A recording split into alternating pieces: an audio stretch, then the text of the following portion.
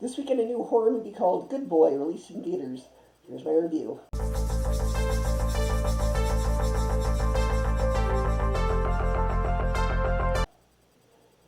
One of the most striking creative choices in Good Boy is its use of perspective.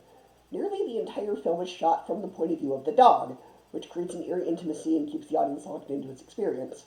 We rarely see human faces, including that of the main human character, which helps keep the film what traditional emotional anchors, and instead forces us to rely on sound, movement, and framing to understand what's happening.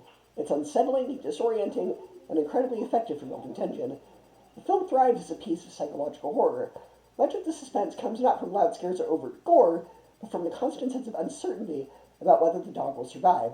Every creak of the floor, every shadow across the doorway feels like a potential threat, and the anxiety lingers throughout. This is a master class in how to make a movie with minimal dialogue.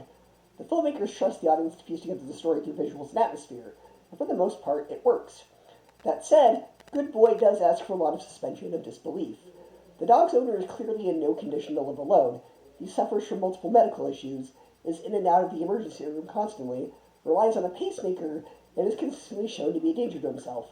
Yet his only lifeline seems to be his sister, who checks in on him with the occasional phone call and nothing more. In reality, this setup is implausible, but it exists so that the events of the movie can unfold. You just have to accept the premise and move on.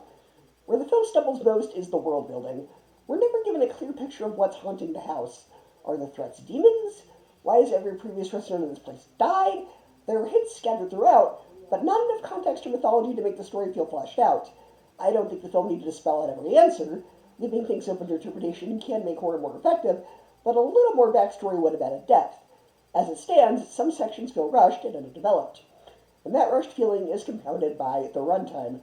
At only 72 minutes, Good Boy barely qualifies as a theatrical feature. On one hand, the brisk pace keeps things tight and avoids unnecessary filler.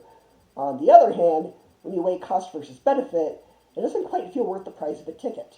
This is the kind of film that's better suited for streaming, where its originality and artistry can be appreciated without the pressure of a full-price theater visit. Still, credit where it's due.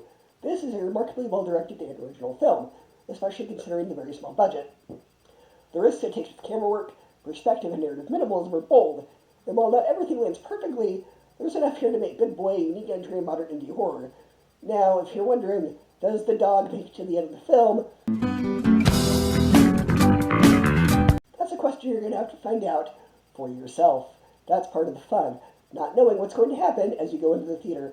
I'm not going to spoil it for you, but if you're really that anxious, you can Google it or look up a spoiler review. I'm just not going to be the one to do it for you. Overall, it's a B, an 8 out of 10, and a 4 out of 5 stars. It's a clever, creative little thriller that's best enjoyed from the comfort of home. After all, sometimes it's okay to let sleeping dogs lie.